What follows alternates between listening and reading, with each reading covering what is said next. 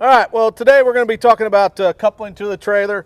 And Dan, I mean, to me, it's the most important thing that you do all day long. Right. It's the basics of our job. It's the thing that we learned the very first day, the very first minute we get in a tractor. You check your couples first thing you do. Right. I mean, you don't want these things coming apart. So these are the checks that we're going to do. So we're going to go over what we check each time that we couple. And you got to make sure you do it every time. Every single time. Yep. First thing I'm going to do is when I get out of the tractor, I'm going to look underneath here and I'm going to check to make sure there's no daylight between the fifth wheel and that trailer. Right. When I'm under here looking for the daylight, and I go to my bolt and I look and I see that that bolt is flush to the fifth wheel. There's no space. If there's space between that bolt and the fifth wheel, it's not hooked up right. Right. Okay. And then the next thing I'm going to do is I'm going to slide in here. You know, a lot of these fifth wheels have the handle right next to the fifth wheel. You can't reach it with your hand. So I'm going to have my pin puller here. I'm going to reach in and hook it. I'm going to kind of give it a wiggle and make sure that it's not bound up and it's all the way in. After that, I'm going to walk around. I'm always going to get underneath the trailer and check to make sure the jaws are closed.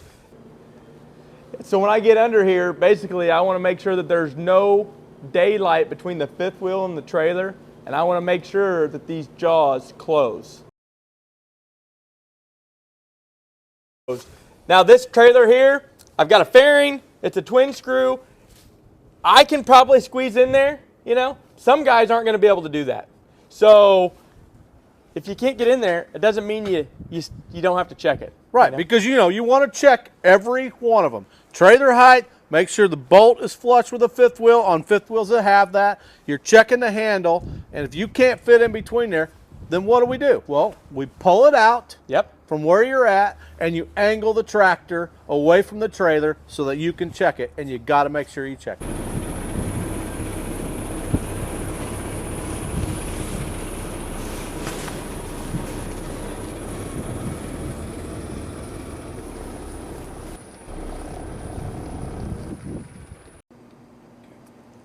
Okay, so you can see we've angled this tractor at a 45-degree angle so that we can get under here and look a little easier. And you'll see just by getting down, there's no getting under the trailer. You can look right in, don't have to worry about busting your head. It's easy, clear line of sight to the jaws to make sure they're shut.